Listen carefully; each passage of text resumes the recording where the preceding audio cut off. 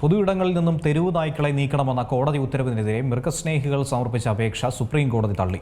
മുൻ ഉത്തരവ് കർശനമായി നടപ്പിലാക്കണമെന്നും കോടതി ഉത്തരവിട്ടു. Justice Vikramnath, justice Sandeep Mehta, justice NV Anjaria എന്നിവരടങ്ങിയ ബെഞ്ചാണ് കേസ് പരിഗണിച്ചത്.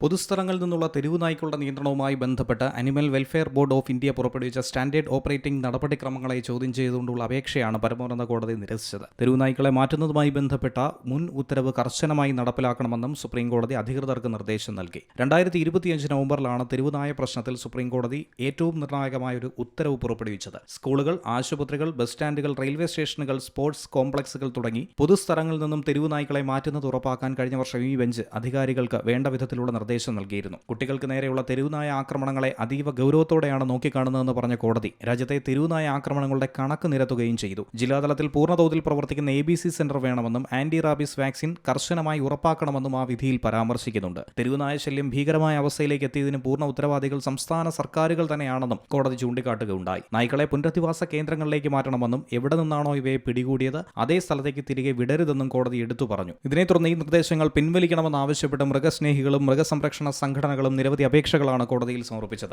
ഈ അപേക്ഷകളിൽ വിശദമായ വാദം കേട്ട ശേഷം അന്തിമ വിധിയിൽ ഈ അപേക്ഷ ഒക്കെ തന്നെ തള്ളിക്കളയുന്നതായി കോടതി ഉത്തരവിട്ടു. ABC ചട്ടങ്ങൾ നടപ്പിലാക്കുന്നതിലെ വീഴ്ച ഭീതി ഉളവാക്കുന്ന സാഹചര്യത്തിന് ഇടയാക്കിയെന്നും കോടതി എടുത്തു പറഞ്ഞു. ബന്ധപ്പെട്ട അധികാരികൾ നിർദ്ദേശം നടപ്പിലാക്കുന്നതിൽ വീഴ്ച വരുത്തിയെന്നും കോടതി ചൂണ്ടിക്കാട്ടി. മനുഷ്യജീവന് ഭീഷണിയാകുന്ന നായ്ക്കളെ കൊലപ്പെടുത്താമെന്നും കോടതി എടുത്തു പറയുന്നു. സുപ്രീം കോടതി ഉത്തരവ് നടപ്പാക്കുന്നുണ്ടോ എന്ന് ഹൈക്കോടതി വിലയിരുത്തണമെന്നും ഇതിന് 2 അംഗ ബെഞ്ച് രൂപീകരിക്കണമെന്നുള്ള നിർദ്ദേശമടക്കമാണ് പരമോന്നത കോടതി മുന്നോട്ട് വച്ചിരിക്കുന്നത്. National desk, Zee Malayalam news.